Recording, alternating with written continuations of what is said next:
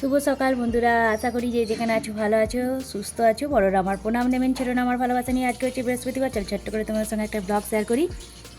আজকে দুজনাকারই স্কুলের ছুটি। চলো গুড মর্নিং বলে দাও তো বাবু। গুড মর্নিং বলো। Good morning. আর বলো না, দেখো কত দেরি হয়ে গেল।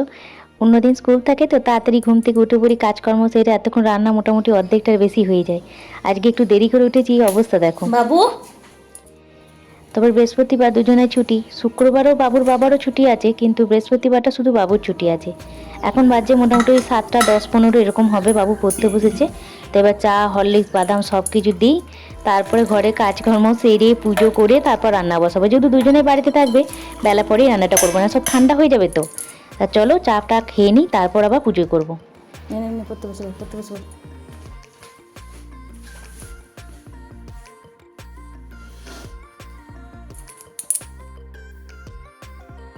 বাবু পড়তে বসেছে, আমার এই কাজকর্ম সারা হয়ে স্নান টান সেরে নিলাম।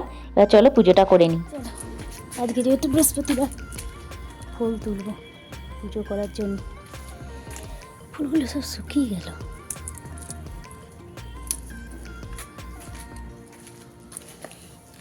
এই যে একটা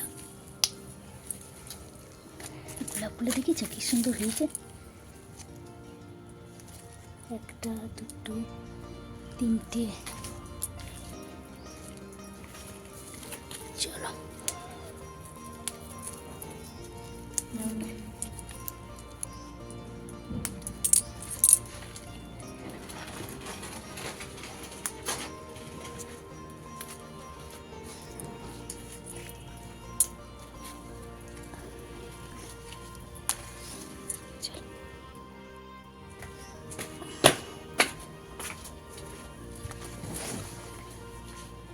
এখানে সব ঠাকুরের বাসন টাসন সব ধুয়ে রেখেছি।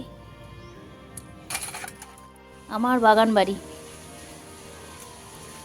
চলো আমার বাগান বাড়িতে। আমার বাগান বাড়ির কুড়ি কোথায় গেল? এই দেখো লেবুর ফুল ধরেছে।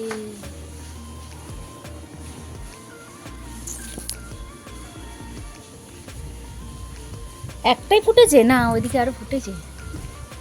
জানো তো আমার পুজো টুজো কমপ্লিট হয়ে গেছে, রান্না টান্নাও বসিয়ে দিয়েছি শেষের দিকে। তখন হাজব্যান্ডকেই বলছি, মানে বাবুর বাবাকে বললো লেবু গাছে ফুল ফুটেছে। ছুটে আমি দেখতে এসেছি বাগান বাড়িতে। তো ডাব খাবো, ডাব ওই তো ওখানে আছে। ধুয়েছিস? যা স্ট্রটা সোজা হয় বস। কি করলি, ব্যাডমিন্টনটা এখানে রেখেছিস দুটি? চলো বসে পড়ো। ওরকম করে হবে না বাবু, স্ট্রটা ঢোকায়। না বাবা, আঙুল ঢোকাতে নেই, স্ট্রটা করো। এই মোটাটা নেই, আমার হাতেরটা নেই। এখন ওই 12টা নাগাদ বাজছে, আর 12টা মানে মোটামুটি আমার রান্না শেষ হয়ে গেছে, ধোয়াধুয়িটা বাকি আছে। এই সময় আমি একটা পিৎজা বানাবো বলে পিৎজা ডোটা বাড়িতে তৈরি করছি। আমি ইস্ট ছাড়া তৈরি করি, তাই ভাবলাম তোমাদের সঙ্গে একটু শেয়ার করি। আমি এই পিৎজা রেসিপিটা কিন্তু আমার ওই রান্নাবান্না মন কুকিং চ্যানেলে দিয়ে দিয়েছি। আর যেহেতু দুজনেই বাড়িতে আছে, বাবু আর বাবুর বাবা, টুকটাক এই দুদিন আমি ভেবেছি একটু ওদের পছন্দ হবে সেরকম কিছু বানিয়ে খাওয়াবো। তোমরা তো অলরেডি দেখে নিয়েছো, ওই যে আমি তোমার রেড ভেলভেট যে কাপগুলো বানিয়েছিলাম, কাপ কেকগুলো, ওইটা তোমার ওদের দুজনাকে দিয়েছিলাম। আর সারাটা দিন টুকটাক পড়াশোনা এই নিয়ে আছে ওরা দুজনে, সময় পায় না। বাবু টিউশনি স্কুল নেই, ওর বাবার কাছে ম্যাথ ফিজিক্স কেমিস্ট্রি পড়বার সময় পায় না। আজকে একটু সুযোগ পেয়েছে বলে ওই যে বসে আছে। তার এই যে ডাব এনেছিল, সেই মা বেটাতে তিনজনাতে ডাব খেলাম। টুকটাক রান্না কাজ কর্ম হাসি এইসব হলো। এবার পিৎজা ডোটা তৈরি করে নিচ্ছি। এই জন্য ময়দা নিয়েছিলাম 1 কাপ, মেজারিং কাপের 1 কাপ, লবণ 1 চিমটের মতো, আর 1 চামচ মতো তোমার ওই যে ঘরে যে চামচগুলো হয় সেই চামচের 1 চামচ চিনি গুঁড়ো, বেকিং পাউডার 1/2 চা চামচের মতো, 1/2 চা চামচ থেকে কিছুটা কম, মানে 1 চিমটের মতোই বেকিং সোডা, আর টক দই দিলাম 1/2 কাপের থেকে কিছুটা কম। ব্যাস, অল্প অল্প কুসুম গরম জল দিয়ে এই ডোটা তৈরি করে নেবো। প্রথম দই দিয়ে সব কিছু মিশ্রণটা তৈরি করে নেবো, তারপর কুসুম কুসুম জল দিয়ে কিন্তু এই ডোটাকে মেখে রাখতে হবে। আমি মেখে রেখেছিলাম দিয়ে একটুখানি এই যে হালকাতে একদম সেই আটা রুটি তৈরি করার যেমন ঠেসে ঠেসে মাখে সেরকম মাখলে চলবে না, তাহলে ডোটা কিন্তু খুব একটা ভালো হবে না। আমার যারা পিৎজার রেসিপিটা দেখেছো, দেখতেই পাচ্ছ কত সুন্দর বেসটা তৈরি হয়েছে। পিৎজার বেসটা এই ডোটা থেকে আমি তৈরি করেছিলাম। আমি এইভাবেই ডোটা তৈরি করি, ইস্ট ছাড়া। একটু হাতে লেগে যাবে, কোনো অসুবিধা নেই। সানফ্লাওয়ার অয়েল মাখিয়ে এইভাবে এবার হালকা হাতে এরকম করে রেখে দেবো ঢাকা দিয়ে 1 থেকে 1.5 ঘন্টা। যত রেস্ট দেবে তত এটা নরম হবে। শীতকালের দিন বলে আমি একটুখানি জানলাটায় রোদ আসছে বলে ওইখানে ঢাকা দিয়ে রেখে দিলাম, যাতে এটা ফ্লাফি ভাবটা হয়। বাড়িতে যদি তোমরা পিৎজা তৈরি করতে চাইছো না, এইভাবে একবার ডোটা বানিয়ে পিৎজা তৈরি করো। সত্যি বলছি, বড় থেকে ছোট সকলে খুব পছন্দ করবে। 1 ঘন্টা এবার রেস্টে রেখে দিই। চলো এবার বাবু কি করছে দেখো তোমরা।